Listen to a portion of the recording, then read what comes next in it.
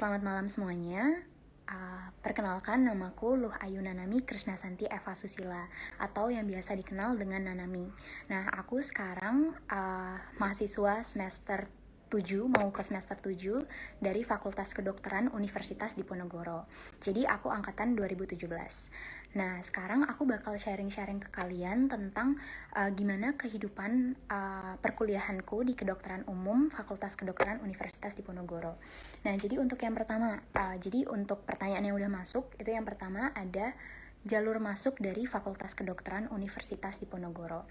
Jadi untuk jalur masuk dari Fakultas Kedokteran Universitas Diponegoro itu sebenarnya sama aja kayak Fakultas Kedokteran PTN lainnya. Jadi yang pertama itu ada SNMPTN. Nah, jadi mungkin kalian semua udah pada tahu ya SNMPTN atau yang biasa disebut dengan jalur undangan. Nah, untuk jalur SNMPTN atau jalur undangan ini kita berfokus pada nilai dari raport kalian dan juga prestasi tambahan dari yang ada di raport kalian. Nah, jadinya untuk SNMPTN kali ini kalian itu harus difokuskan hanya pada nilai raport. Dan biasanya kebetulan nih aku kan dari SMA Negeri 4 Denpasar. Nah, jadi kalau dari SMA aku itu sistemnya untuk SNMPTN nanti akan dibuat ranking angkatan dari ranking 1 sampai akhir. Terus kita masukin nih peminatan kita atau misal nih yang ranking 1 angkatan dia itu peminatannya kemana, lalu jurusan mana yang dia tuju, universitas mana yang dia tuju. Jadi kita udah tahu nih ranking 1 angkatan mau kemana, sampai ranking bawah angkatan tuh kita udah tahu mereka itu mau cari mana. Nah, jadi biasanya dari SNMPTN itu kita bersaingnya sama anak SMA di sekolah kita. Biasanya seperti itu kalau angkatanku dulu ya 2017. Mungkin sekarang nggak banyak ada perbedaan, tapi secara garis besarnya itu sama. Nah, jadi untuk SNMPTN itu biasanya yang terpilih atau biasanya yang lolos jalur undangan itu adalah anak-anak peringkat atas angkatan. Biasanya kayak gitu ya.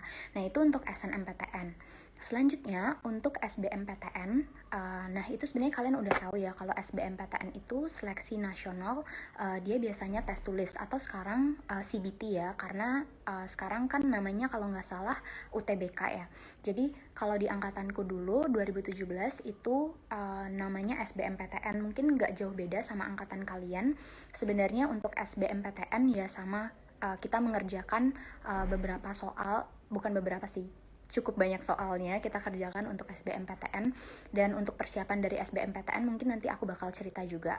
Tapi di sini aku akan menyampaikan kalau aku ini masuk lewat jalur SBUB kalau di Undip. Nanti aku bakal jelasin juga. Nah, next, abis SNMPTN, SBMPTN ada yang namanya jalur mandiri.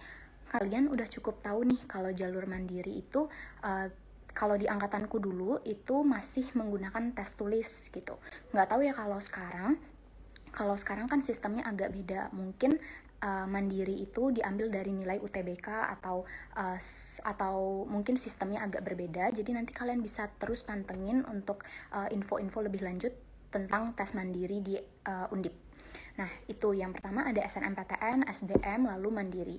Terus yang jalur khusus lainnya itu ada yang namanya SBUB atau seleksi bibit unggul berprestasi. Nah, untuk seleksi bibit unggul berprestasi, kebetulan aku itu masuk FK Undip lewat jalur SBUB. Nah, di SBUB ini aku mencantumkan prestasi yang dulu SMA aku pernah raih, lalu aku ajukan, aku apply untuk bisa diterima di Fakultas Kedokteran Universitas Diponegoro.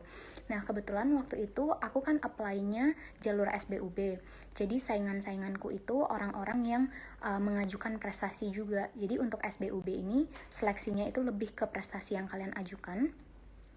Prestasi yang kalian ajukan, selain prestasi yang kalian ajukan itu juga ada nilai dari raport kalian. Nah, gitu. Itu untuk SBUB. Nah, jadi di SBUB gini. Jadi waktu itu aku kan 2017 belum banyak yang tahu tentang seleksi SBUB. Nah, kebetulan waktu itu aku mengajukan prestasi yang aku ajukan itu adalah Scientific Research atau LKTI dan tingkatnya internasional. Jadi kalau di FK Undip biasanya yang menerima yang keterima di jalur SBUB itu ada 4 sampai 5 orang. Nah, 4 sampai 5 orang itu biasanya ada yang dari OSN, ada juga yang dari Scientific Research maupun LKTI tingkat nasional maupun internasional. Itu untuk jalur SBUB. Nah, selanjutnya setelah jalur masuk, sebentar, ini ada juga aku bakal ngejelasin tentang biaya kuliah. Nah, untuk biaya kuliah di Fakultas Kedokteran Universitas Diponegoro itu sama seperti universitas PTN lainnya. Jadi kita menggunakan sistem UKT, uang kuliah tunggal. Jadi itu dibagi dari UKT 1 sampai UKT 7. Nah, untuk range-nya itu detailnya aku sedikit lupa, tapi kalau yang dari 1 itu dari 500.000 sampai kalau UKT 7 itu 19 juta. Itu untuk angkatanku. Namun untuk angkatan berikutnya itu memang ada sedikit perubahan. Itu bisa kalian cek di websitenya. Tapi tadi aku sempat cek di website sebelumnya itu belum ada perubahan. Tapi sebenarnya untuk UKT itu memang sudah diperbarui. Jadi untuk biaya kuliah dari FK Undip itu dia menggunakan sistem UKT dari 1 sampai 7. Kita masuk ke persiapan untuk tes masuk FK Undip. Nah, jadi untuk persiapan masuk FK Undip, mungkin aku bakal sedikit cerita nih ke kalian. Jadi jujur waktu awal mau masukin SNMPTN, aku tuh masih ragu nih kalau mau masukin FK Undip, karena jujur aku belum pernah ke Semarang dan belum tahu sama sekali tentang Undip. Nah, terus di SNMPTN itu aku nggak nyantumin Undip, dan jujur aku kan masukinnya universitas lain. Waktu itu aku sempet agak percaya diri aja waktu itu, jadi kayak sedikit nggak belajar SBMPTN, jadi SBMPTN dan jalur-jalur lainnya tuh aku kayak nggak persiapkan. Menurutku itu salahnya sih kalau di aku. Jadi waktu itu SNMPTN karena udah terlalu pede, kayaknya bakal keterima di pilihan satu, tapi ternyata bahkan nggak keterima aku SNMPTN waktu itu. Nah, akhirnya adalah jalur yang namanya SBUB. Nah, akhirnya waktu SBUB itu karena aku memang basicnya ada prestasi di bidang scientific research, dan akhirnya aku hanya apply itu sama nilai raport untuk SBUB. Terus itu udah nggak mikir lagi karena kayak udah pasrah aja waktu itu karena nggak keterima SNMPTN. Udah nggak keterima SNMPTN, akhirnya aku apply SBUB. Terus deket mepet sekitar 1 minggu setelah SBUB itu ada SBMPTN. Waktu itu zamanku SBMPTN, tapi kalau nggak salah kalian sekarang namanya UTBK.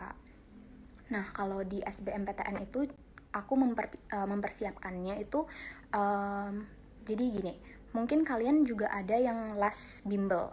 Jadi itu memang berguna banget kalau kalian les bimbel, terus les privat juga untuk kalian untuk persiapan kalian untuk masuk ke jalur SBMPTN. Nah, kebetulan waktu itu aku sempat ikut bimbel, terus sempat ikut les private juga. Jadi persiapan untuk SBM ya cukup matang juga. Dan itu sekalian untuk mempersiapkan ke jalur mandiri kalau misal SBM nggak keterima. Nah, selanjutnya setelah itu abis SBMPTN aku nggak nyoba mandiri karena waktu itu langsung pengumuman SBUB. Nah, pas pengumuman SBUB aku lolos tahap wawancara waktu itu. Karena udah lolos tahap wawancara, ya udah akhirnya agak tenang aja. Waktu itu wawancaranya sekaligus sama presentasi karena prestasiku itu kan di bidang scientific research, berarti aku mempresentasikan sejenis LKTI seperti itu. Tapi kalau misal kalian lolos SBUB itu lewat jalur itu prestasi kalian OSN, itu kalian biasanya mengerjakan soal-soal yang diberikan, biasanya seperti itu. Nah, itu untuk SBUB. Terus aku udah keterima SBUB, terus sisanya udah nggak mikir untuk SBMPTN hasilnya gimana. Terus untuk mandiri aku nggak ikut sama sekali karena udah keterima di SBUB. Nah, selanjutnya ini bakal ngejelasin juga tentang gambaran kegiatan sehari-hari di FK Undip. Mungkin aku juga bakal cerita sedikit. Jadi dari awal aku semester 1, jadi waktu aku maba itu jujur kalau di FK Undip, kalau aku sambil bacain question yang masuk. Oke, itu nanti untuk kiat-kiat lulus PPDS itu nanti ya, karena aku sekarang masih preklinik. Oke, nah jadi untuk gambaran kegiatan sehari-hari ketika aku di FK Undip itu kan gini, aku tuh waktu semester 1 itu jujur itu semester yang paling berat kalau di kedokteran umum karena di sana basic materi yang diberikan itu kayak anatomi itu memang ada di semester-semester awal. Jadi jujur kalau semester 1 itu kerjaan di kampus setelah kuliah ya abis pulang ke kos terus belajar begitu terus seterusnya.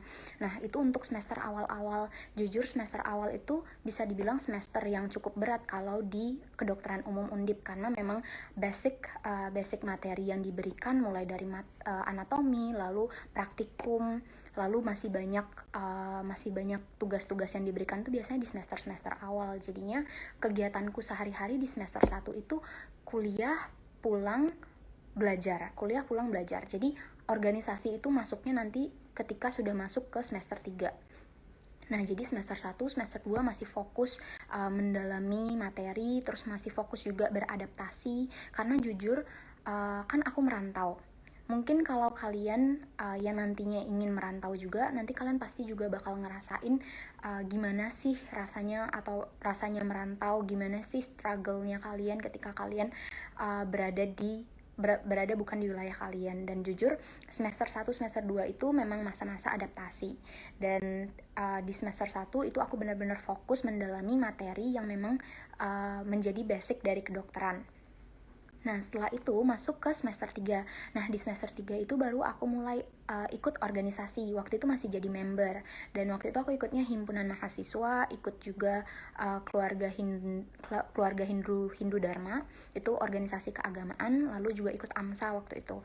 Dan untuk semester 3 itu jujur lebih ringan dibandingkan semester awal, karena praktikumnya selain kita udah bisa membagi waktu dengan baik, jadi praktikumnya juga kayaknya udah terbiasa aja gitu kan. Itu untuk semester 3.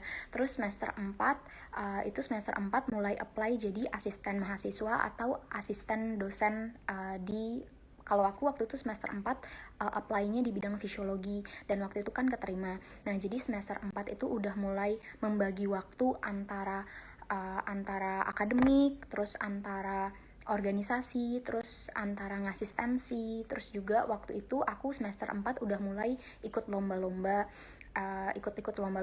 terus kayak misal ada diajakin join project bareng sama dosen, itu semester 4 udah mulai.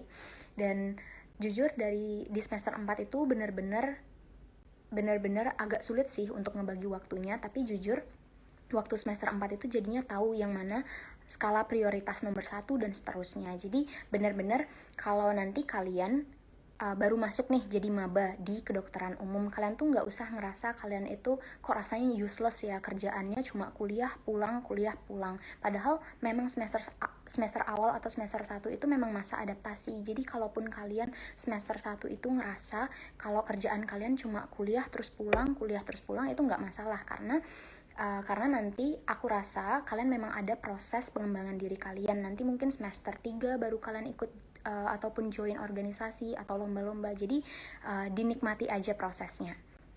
Itu udah semester 4. Terus semester 5 mulai lagi nambah apply waktu itu apply asisten dosen patologi anatomi, mata kuliah patologi anatomi. Jadi waktu itu ngas dosennya ada fisiologi, ada patologi anatomi. Terus mulai padat-padatnya waktu itu aku menjadi ketua bidang riset di himpunan mahasiswa. Terus akhirnya benar-benar semakin tinggi semester kalian tuh kalian bakal semakin tahu bagaimana cara untuk membagi waktu, dan kalian tahu yang mana skala prioritas kalian. Jadi waktu semester 5 itu lumayan hektik jujur. Terus masuk ke semester 6 jujur udah mulai lengser untuk organisasi itu. Jadi udah mulai lengser. Terus tapi semester 6 itu udah mulai fokus yang namanya skripsi. Jadi di kedokteran nanti kalian juga bakal dapat mata kuliah skripsi. Skripsi ini juga merupakan salah satu penentu kalian bisa koas atau enggak. Nah, koas itu nanti kan di semester 7. Jadi koas itu setelah melampaui semester 7. Jadi nanti bulan sekitar awal Januari itu aku udah mulai koas. Nah, jadi di skripsi itu kebetulan aku juga mau cerita nih ke kalian, kalau di kedokteran umum Undip itu ada privilege juga. Jadi kalau kalian pernah lolos yang namanya perlombaan PIMNAS. Jadi itu PIMNAS itu merupakan salah satu perlombaan yang cukup bergengsi dalam hal riset. Itu di tingkat nasional. Itu nanti kalian bakal dapat privilege pada saat kalian mendapatkan mata kuliah skripsi. Itu nanti kalian bisa mengambil topik yang sama dengan lomba PIMNAS tersebut. Nah, terus setelah itu akhirnya setelah aku waktu semester 6 itu bisa dibilang aku ngerjain skripsinya agak cepat karena menggunakan riset yang udah pernah ada, dan jadi tinggal seminar proposal, seminar hasilnya itu udah kelar juga syukurnya. Jadi ini tinggal menghabiskan semester 7 lalu nanti awal Januari langsung koas gitu. Nah, itu untuk perjalanan kisah ceritaku selama aku kuliah. Jadi dari semester 1 sampai semester sekarang, sampai semester mau semester 7. Sekarang baru mau semester 7. Nah, terus kita lanjut. Itu kan gambaran kegiatan sehari-hari. Terus ini juga ada question yang udah masuk, itu tentang FK Undip. Ada yang nanya untuk jalur masuk dan biaya kuliah. Untuk jalur masuk dan biaya kuliah aku udah sempet sebutin tadi ya. Nah, selanjutnya untuk berapa kisaran biaya hidup di lingkungan FK Undip. Nah, ini yang jujur karena aku asli dari Bali, jadi aku membandingkan biaya hidup antara Bali dan juga Semarang. Nah, jujur kalau di Semarang ya jauh lebih murah dibanding di Bali. Jadinya aku ya lumayan seneng juga kalau di Semarang, di Undip. Jadi kalau kalian berbicara soal biaya hidup, nah jadi kalau biaya hidup mulai dari kosan nih. Kalau kosan itu, kalau kosan itu sifatnya variatif. Jadi kalau kalian mau cari kosan yang murah, misal nih yang 1 bulannya 400.000 itu pun ada, tapi fasilitasnya ya terbatas. Dari 400.000 sampai yang termahal pun ada. Jadi kalau soal biaya hidup itu kalian yang mengatur sendiri masalah keuangan. Kalau kalian mau cari yang murah itu ada, tapi fasilitasnya memang terbatas.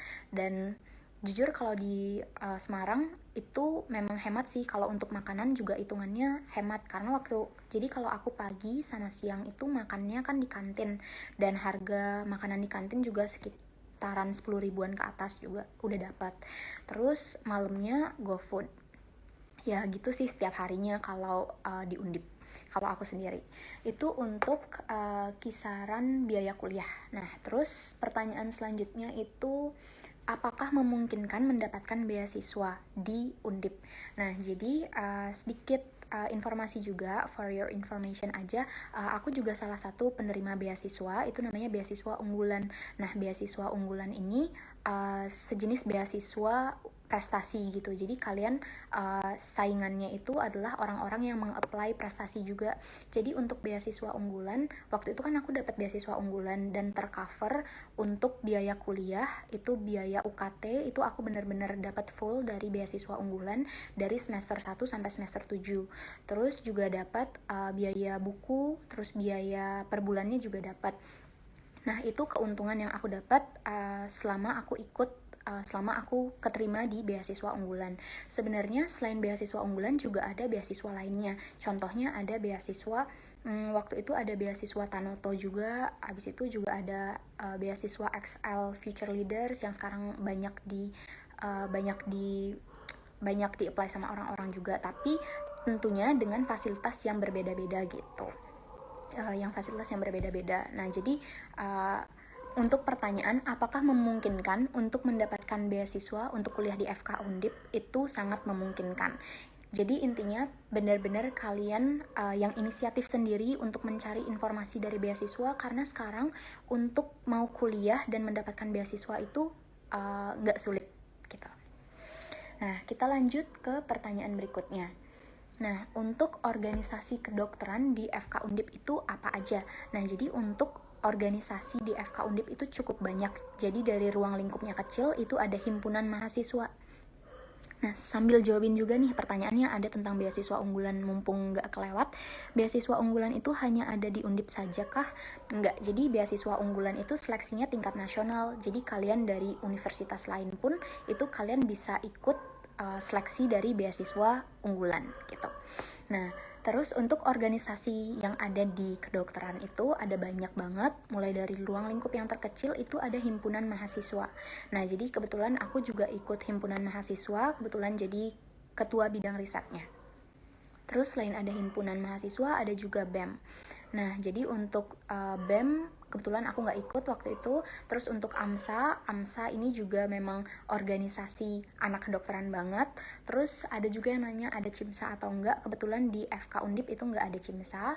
Terus ada juga nih organisasi lainnya, jadi kayak organisasi kecil kalau di FK Undip itu. Misal nih kalau kalian yang suka art and design itu memang ada juga bironya. Lalu juga ada misal kalau kalian memang suka berkecimpung di dunia riset, itu juga ada yang namanya di Mercy.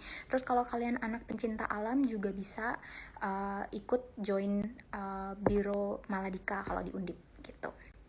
Nah terus selanjutnya next untuk rumah sakit jejaring FK Undip. Nah, jadi untuk rumah sakit jejaring di FK Undip itu mungkin bisa dibilang rumah sakit mitra ya. Jadi untuk rumah sakit mitra Undip itu ada RSND atau Rumah Sakit Nasional Diponegoro. Selain RSND, nanti aku koasnya itu bakal di Rumah Sakit Karyadi. Nah, di Rumah Sakit Karyadi. Jadi dua itu merupakan rumah sakit mitra dari FK Undip. Tapi ada kemungkinan juga nih, jadi nanti waktu aku koas kan bakal ada stase-stase luar. Jadi stase luar tuh misal kayak stase ilmu kesehatan masyarakat, nanti kata kating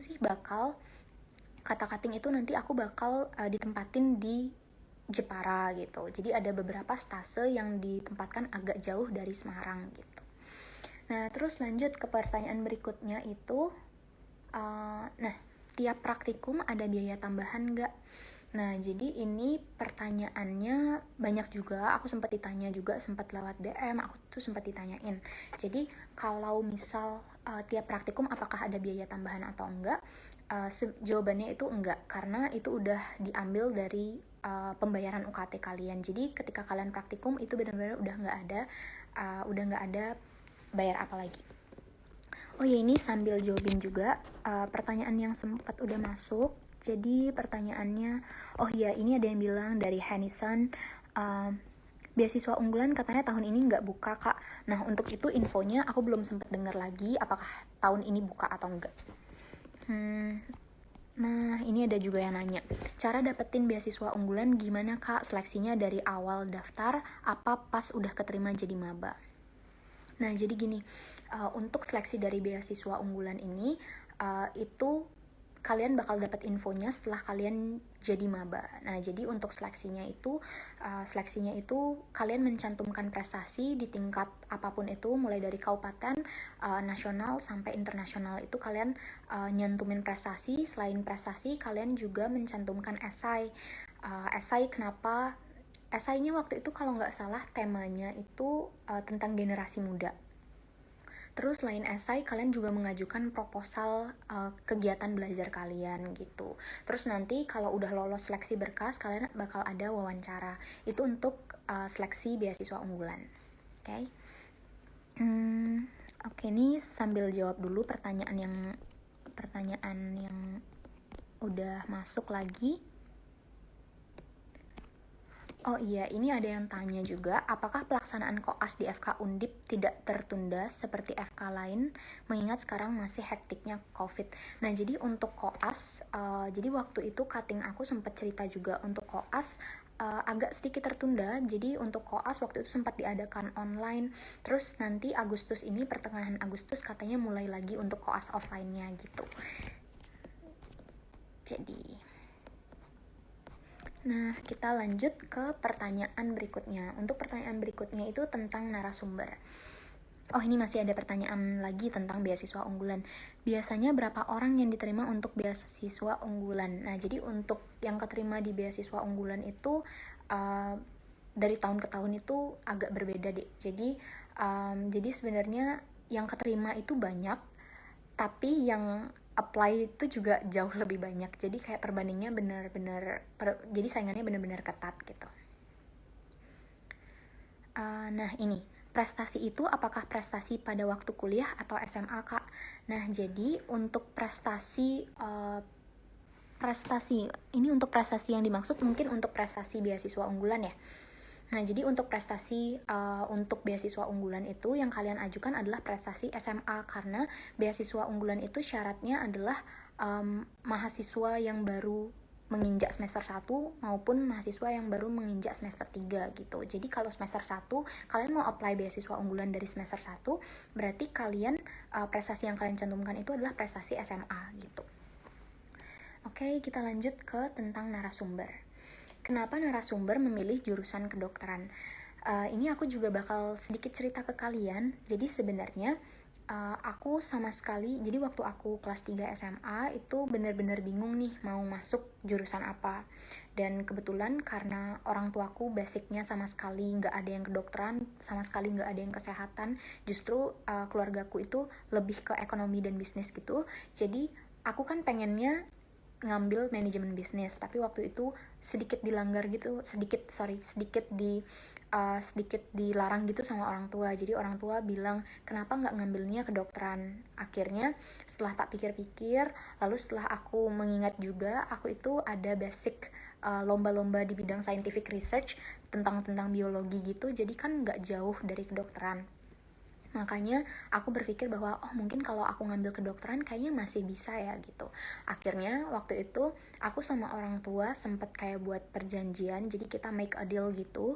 Waktu itu kalau orang tua tuh bilang gini, usahakan mencari kedokteran perguruan tinggi negeri yang ada di Indonesia apapun itu. Jadi misal kalau aku nggak keterima, baru aku boleh mengambil manajemen bisnis, karena waktu itu aku sudah mendapatkan beasiswa manajemen bisnis kan di luar negeri. Jadi waktu itu benar-benar agak sedikit ada perdebatan antara aku dan orang tua. Kalau aku keterima FK itu PTN dimanapun, itu nanti berarti aku ya harus ambil kedokteran itu waktu itu perjanjiannya kayak gitu. Terus kalau aku nggak keterima di kedokteran, baru aku boleh ngambil manajemen bisnis gitu kata orang tua. Nah akhirnya akhirnya aku keterima di kedokteran. Ya udah, berarti memang bisa dibilang takdir dan juga jodohnya memang di kedokteran gitu. Dan di sini hal yang aku tekankan dari ceritaku adalah ketika kalian memilih jurusan itu memang harus dipertimbangkan dengan matang bersama orang tua kalian, karena menurutku keluarga itu juga memberikan peran yang lebih lah untuk kelangsungan dari perkuliahan kalian. Dan di sini aku juga saranin ke kalian, karena kadang saran dari orang tua itu bisa dibilang seperti restu gitu. Jadi benar-benar kalian pertimbangkan dengan baik. Jadi apa yang terbaik buat kalian, apa yang menjadi passion kalian, itu benar-benar kalian dalemin. Kalau memang kalian dari sekarang udah pengen masuk kedokteran dan kalian udah bilang ke orang tua dan orang tua setuju, ya udah berarti tinggal ditargetkan, lalu fokus pada target yang kalian tuju. Oke, ini ada yang bilang juga, Kak tolong nanti live-nya di feed ya Kak, please. Oke, siap. Kita lanjut lagi untuk pertanyaan berikutnya. Ini, apakah narasumber pernah kesulitan beradaptasi pada saat baru masuk FK? Nah, sama seperti cerita yang tadi aku bilang, jujur untuk sulit beradaptasi memang di awal-awal semester itu aku rasakan. Jadi awal masuk semester itu semester 1 itu masih beradaptasi, jadi kayak masih ngeluh, masih ngerasa kadang sering homesick, karena ya ampun, aku kadang berpikir, jauh dari orang tua, kangen, pengen pulang ke Bali. Kadang pasti mikirnya kayak gitu kan. Tapi akhirnya aku balik lagi, aku berpikir bahwa udah di Semarang ini memang harus belajar gitu. Akhirnya setelah tinggi semesternya, mulai dari semester 3 itu udah gak pernah homesick lagi, terus mulai nyaman, dan akhirnya memang terbiasa. Jadi kalau untuk sulit beradaptasi atau enggak, itu memang aku rasakan di semester awal, di semester 1, semester 2 gitu. Nah, terus untuk pertanyaan berikutnya, ini, ada apa yang narasumber lakukan jika sedang tidak mood belajar? Oke, nah ini sering banget ya kejadian. Kalau memang nggak mood belajar ya jangan dipaksain. Jadi kalau kalian sedang tidak mood belajar itu jangan dipaksain. Kalian lakukan hal yang memang kalian suka. Jadi misal nih kalian nggak mood belajar, kalau memang kalian pengen nonton ya nggak apa-apa, nonton aja, tapi dialokasikan. Jadi waktunya benar-benar diatur dengan baik, karena di sini aku mau ngasih tahu juga ke kalian di kuliah ini juga belajar bagaimana time management yang baik. Karena kuliah itu nggak cuma sekedar kalian mendapatkan ilmu, tapi kalian juga akan memanfaatkan dan mengaplikasikannya di kehidupan kalian sehari-hari gitu. Jadi kalau kalian ngerasa lagi nggak mood belajar dan kalian jenuh gitu, itu kalian lakukan aja hal yang kalian suka. Kalau kalian sukanya nonton ya nggak apa-apa nonton, tapi ingat waktu juga gitu.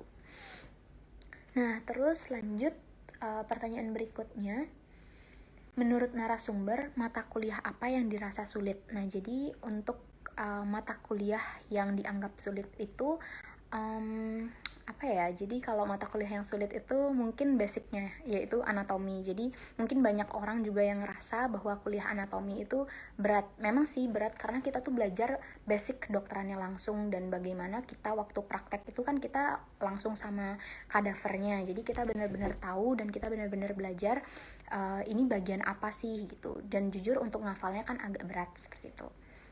Jadi itu menurutku. Nah selanjutnya pertanyaan berikutnya itu, selama kuliah di FK pernah merasa putus asa atau enggak? Jadi untuk putus asa sih aku rasa enggak, tapi kalau jenuh sering. Nah jadi kalau jenuh itu sering karena kalau di FK itu kan memang kita itu bisa dibilang long life learner. Jadi kalau long life learner ya kerjaannya ya pasti belajar terus. Jadi kalau jenuh ya nggak apa-apa, itu wajar karena hal itu yang kita lakukan tiap harinya gitu. Nah jadi kalau jenuh ya nggak apa-apa, tapi balik lagi kalau kalian ngerasa jenuh ya berarti hal yang perlu kalian ubah itu apa? Mungkin pola belajar kalian, atau misal nih kalian tipe yang SKS atau sistem kebut semalam, itu mungkin bisa dirubah. Jadi kalian cicil gitu tiap harinya, yang penting kalian sempat baca gitu. Jadi kalau kalian pernah merasa jenuh itu bukan karena kesalahan dari diri kalian, ya mungkin kalian memang butuh refreshing. Jadi benar-benar kalau kalian jenuh ya lakukan kegiatan yang kalian suka gitu.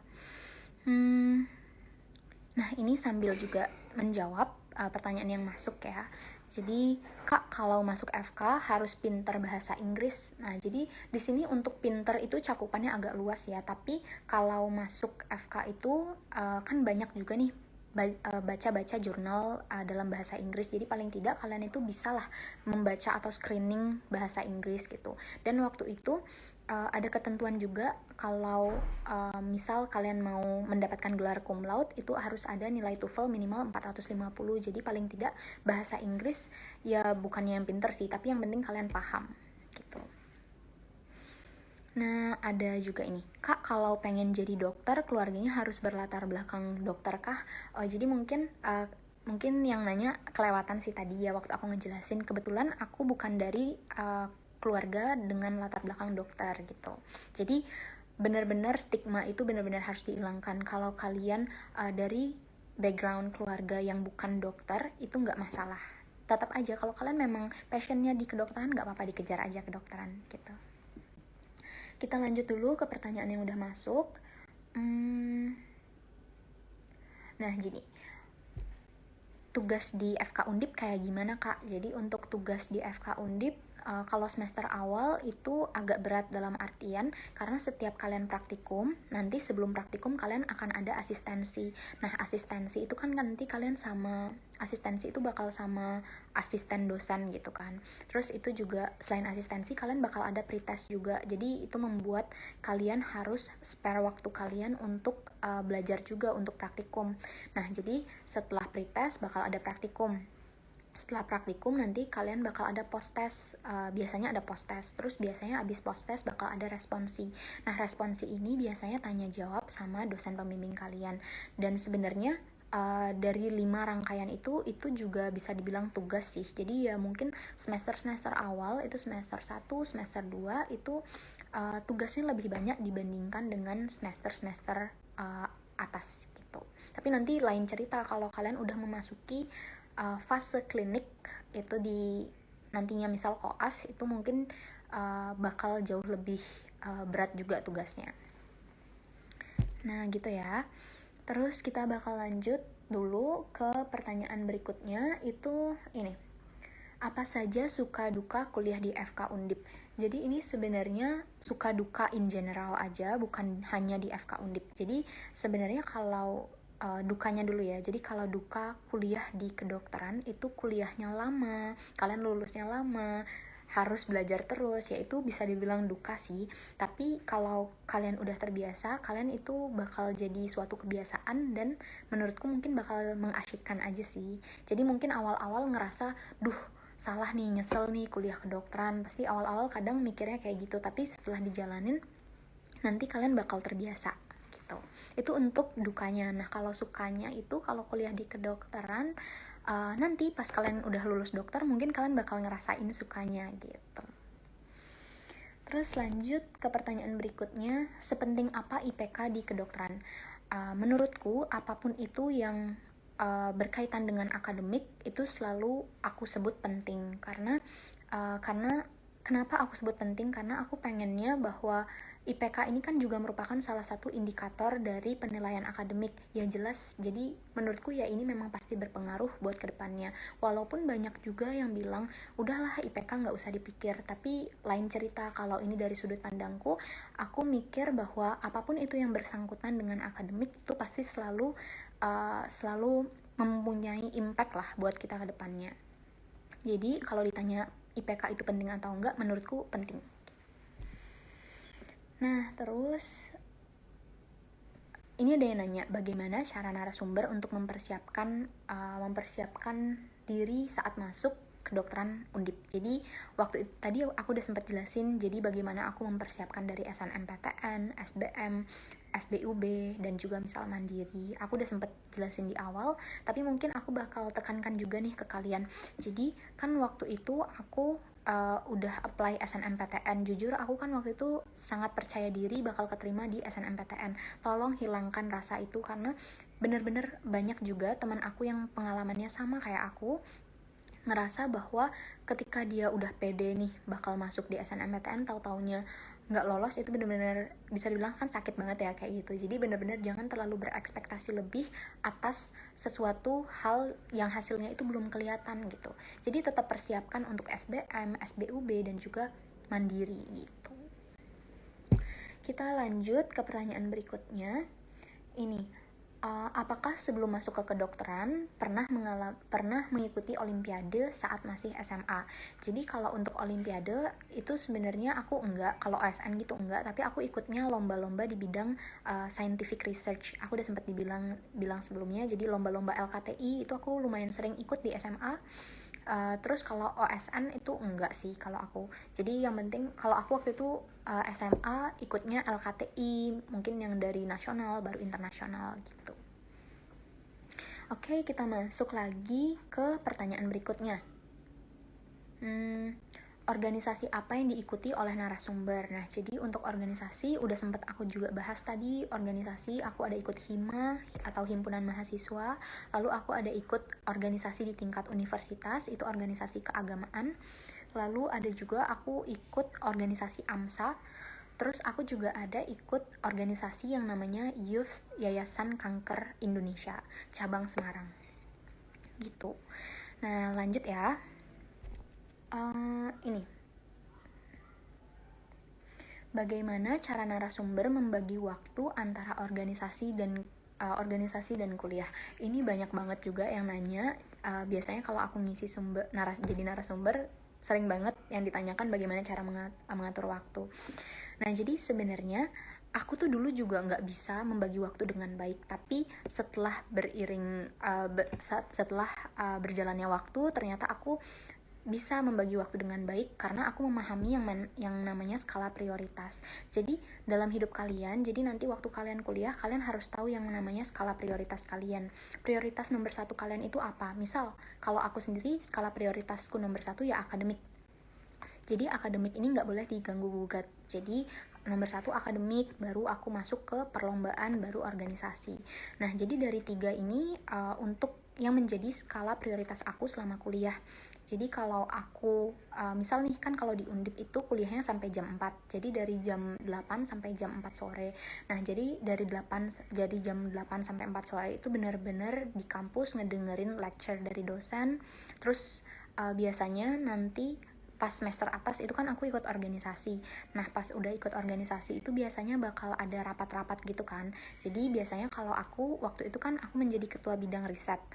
Aku mengadakan rapatnya itu biasanya sepulang dari kuliah. Nah, jadi biasanya aku mengosongkan waktu, biasanya 1 jam setelah kuliah itu untuk rapat. Jadi rapat khusus untuk organisasi gitu. Jadi dari jam sekitar ya jam 4:30 sampai jam 5:30 itu aku rapat, terus akhirnya pulang ke kos. Nah, jangan lupa juga istirahat. Kalau aku tipe yang harus istirahat kalau sorenya, tapi aku memaksimalkan waktu untuk istirahat itu maksimal hanya 45 menit. Karena aku ngerasa di waktu 45 menit itu benar-benar aku ngerasa ketika udah bangun kok rasanya udah fit gitu.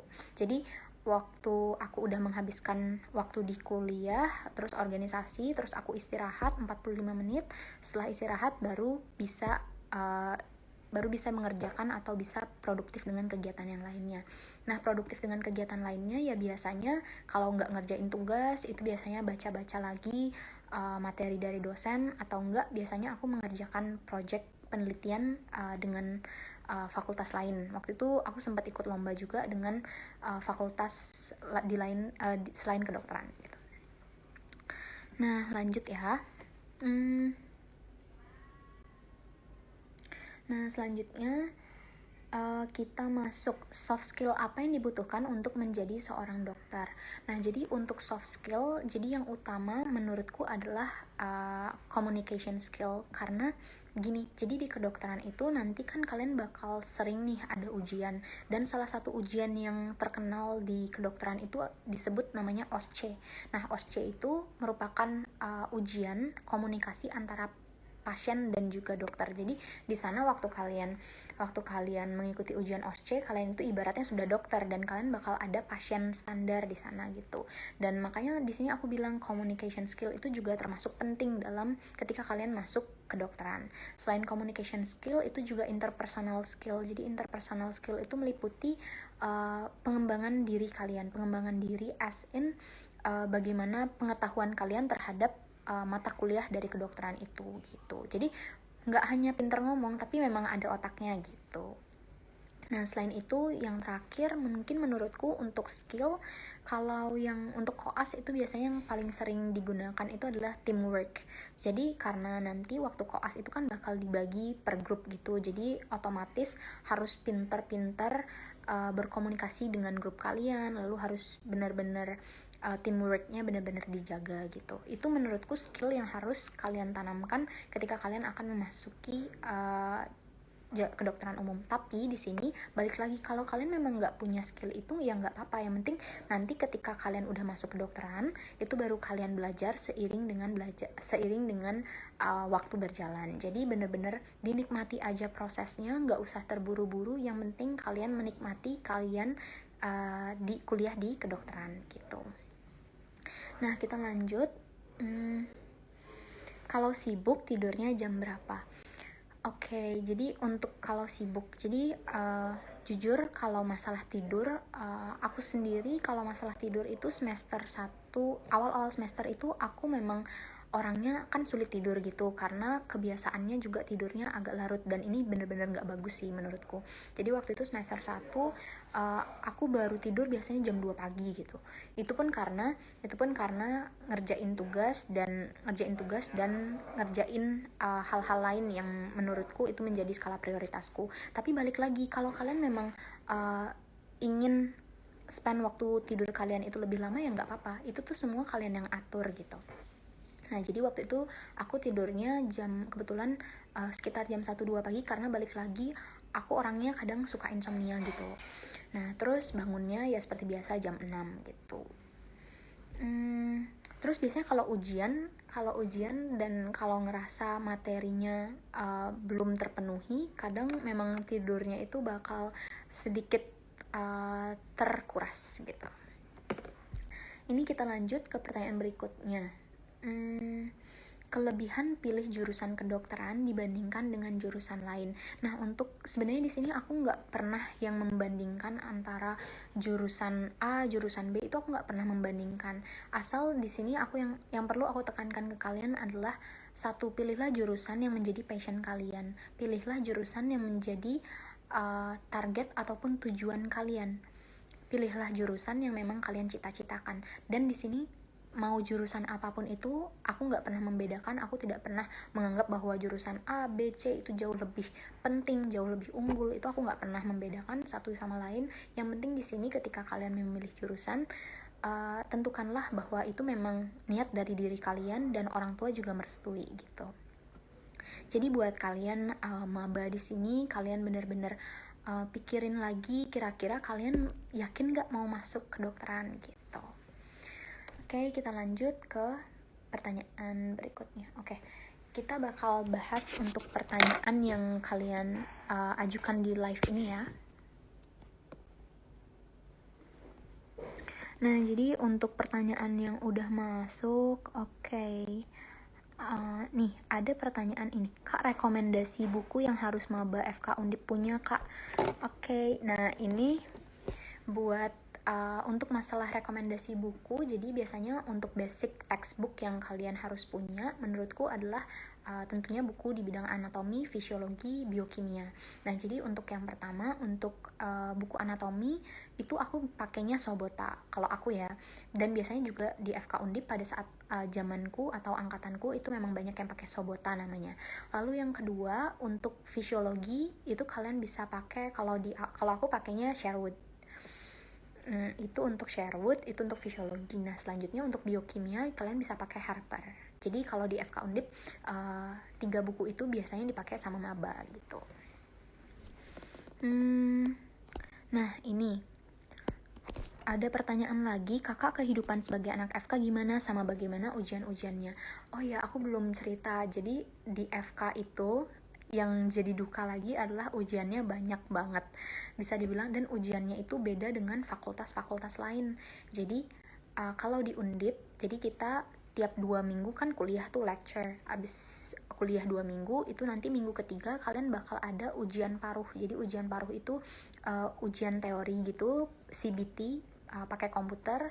Lalu nanti di minggu ke-6 kalian bakal ada ujian paruh 2. Nah, setelah itu biasanya kalian bakal ada ujian praktikum.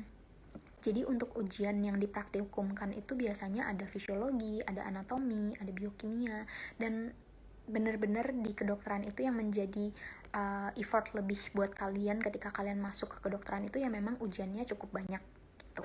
Selain itu juga ada yang namanya OSCE. Nah, OSCE itu yang tadi aku bilang, jadi itu ujian simulasi antara pasien dan dokter gitu. Nah, untuk ujiannya jangan ditanya ya, pasti sulit sih. Tapi kalau kalian udah belajar, itu mungkin akan terasa lebih ringan gitu.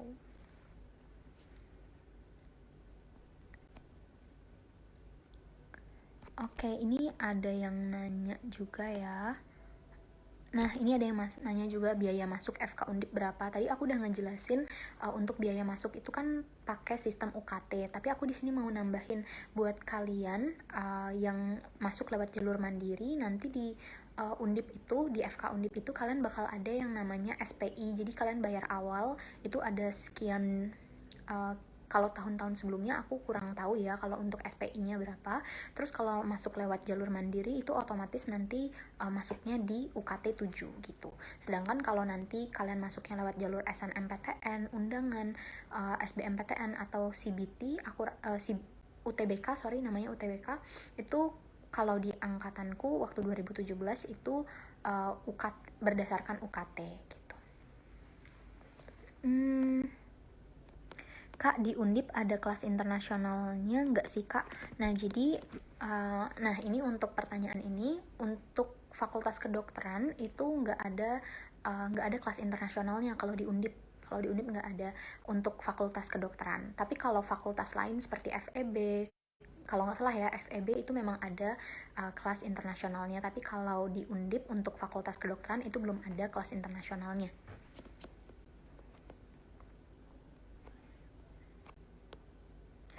Oke, nah ini tips untuk bisa survive di semester 1. Jadi buat kalian yang nonton di sini, mungkin kalian menjadi mahasiswa baru dan keterima di FK Undip, aku menyarankan kalian untuk tips bisa survive itu adalah dinikmati aja prosesnya. Jadi kalau memang ada tugas ya dikerjain, kalau memang bakal ada ujian ya belajar gitu. Sebenarnya bener-bener sesimpel itu, tapi bagaimana cara kalian mengatur waktu itu nanti benar-benar kalian pikiran sendiri. Jadi, tapi di sini tips yang aku bisa kasih ke kalian adalah jangan sampai kalian merasa kalian itu stres. Karena balik lagi, ingat tujuan kalian di sini adalah menjadi dokter. dan mau nggak mau memang tugas kalian adalah belajar. Jadi jangan pernah anggap ini tuh sebagai beban. Ya memang sih, karena ini sebenarnya memang beban, tapi balik lagi, kalian ingat-ingat tujuan kalian itu nantinya bakal jadi dokter. Kalau nggak belajar, ya gimana caranya mau survive? Jadi intinya kalau mau survive ya, kalau dari aku sendiri, poin yang perlu ditekanin adalah satu, nikmati prosesnya. Jangan pernah merasa stres, lalu belajar sesuai kebutuhan, terus kalau memang refreshing juga sesuai dengan kebutuhan. Itu 3 itu aja. Ini ada yang nanya juga cara agar bisa menjadi asdos gimana kak?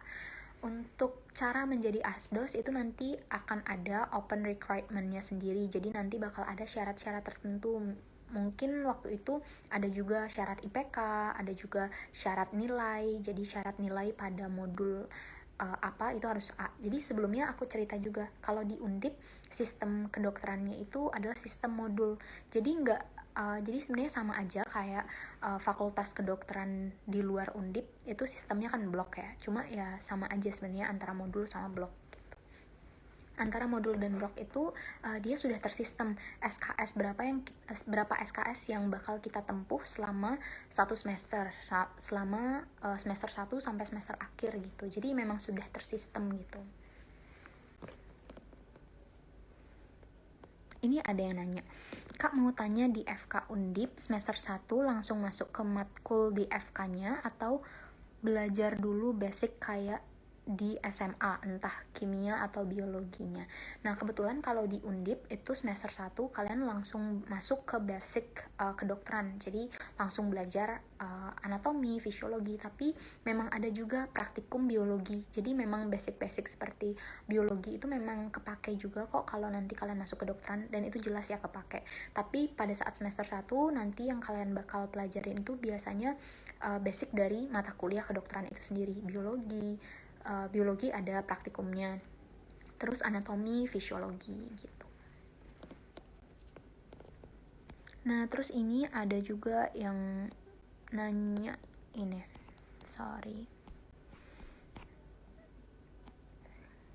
Oke, ini ada yang nanya ini ada yang nanya, kakak di FK yang lebih penting IPK tinggi atau organisasi? Wah, kalau ditanya ini jujur sebenarnya sulit, tapi skala prioritasku yang pertama, yang utama itu adalah akademik. Jadi kalau sebenarnya ditanya ini, mungkin aku lebih milih IPK tinggi. Tapi kalau bisa diseimbangkan antara IPK tinggi dan organisasi, ya nggak masalah. Karena di FK Undip banyak banget orang-orang yang IPK-nya tinggi dan juga aktif organisasi. Jadi kalau bisa keduanya, kenapa enggak gitu. Oke, kita masuk ke pertanyaan yang udah ada. Kak, kalau tes kesehatannya gimana? Nah, jadi waktu itu sebelum keterima official jadi maba, itu kan ada tes kesehatan. Kebetulan waktu itu tes kesehatannya berupa tes buta warna, karena itu syarat utama kalau kalian buta warna memang tidak bisa masuk kedokteran umum. Terus ada tes urin juga. Terus, oke, ini nah ini ada yang nanya juga, belajarnya bisa pakai e-book kan kak? Nah jadi kalau mau pakai e-book pun nggak masalah kok dek. Jadi misal kalau memang kalian tipenya visual dan kalian membaca ngebacanya di laptop, itu nggak masalah kalau kalian memakai e-book. Jadi tergantung sih ini e-book dan textbook. Tapi menurutku kalau aku sendiri, aku pribadi, kalau materi-materi seperti basic knowledge seperti anatomi, fisiologi, aku lebih prefer untuk membaca dengan menggunakan textbook daripada e-book. Tapi e-booknya aku juga punya gitu.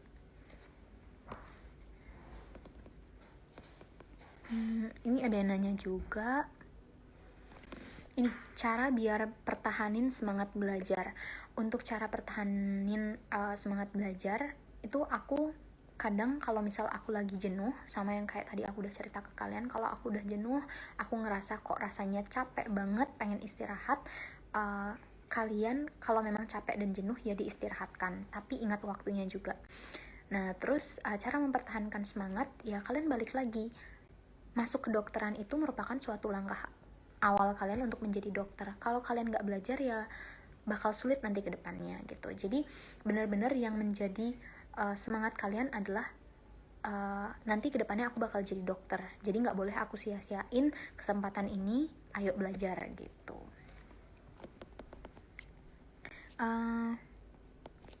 Oke, ini ada yang tanya ya, pernah takut nggak sih kak sama praktikum yang berbau sama mayat-mayat gitu?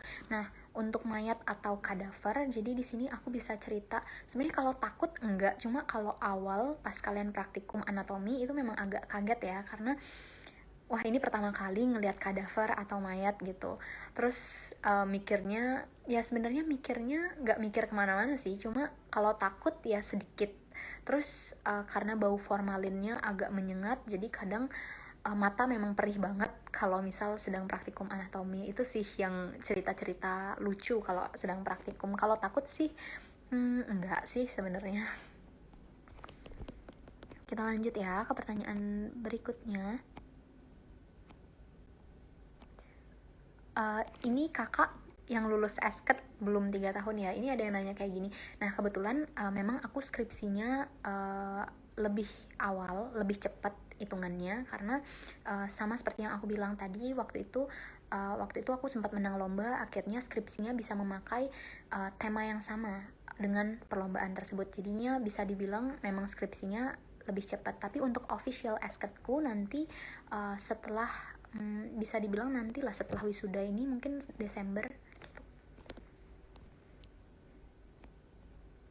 Nah terus ini, Kak Nami, sebelum mulai kuliah, hal yang perlu dipelajari maba FK apa kak? Oke, nah jadi kalau kalian nih udah keterima di kedokteran dan kalian statusnya sekarang mahasiswa baru dan kalian ngerasa kalian gabut nih sekarang, kalian bisa banget mungkin mulai baca-baca tentang anatomi, mungkin sedikit lihat-lihat aja nih di textbook, oh gini ya gambaran anatomi, terus fisiologi, itu kalian juga bisa kira-kira lihat, oh ternyata kalau belajar fisiologi itu kalian belajar apa aja gitu. Jadi kalau kalian memang merasa ingin belajar nih, nyicil dari awal sebelum kalian keterima jadi mahasiswa secara official, itu kalian bisa baca-baca sih, kayak mulai dari anatomi, fisiologi yang menjadi basic-basic dari kedokteran gitu.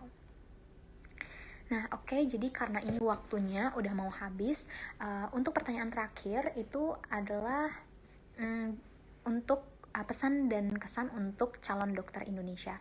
Nah jadi buat kalian yang join live ini, buat kalian yang nonton dan dari tadi dengerin dan sedang tanya-tanya juga, buat kalian yang sedang mengincar fakultas kedokteran, khususnya kedokteran umum, tetap semangat. Buat kalian yang memang passion di bidang kedokteran, buat kalian yang memang menargetkan kalian harus masuk kedokteran dan kalian merasa bahwa kalian ini calon dokter Indonesia, kalian kejar terus goal kalian tetap fokus atas apa yang kalian cita-citakan.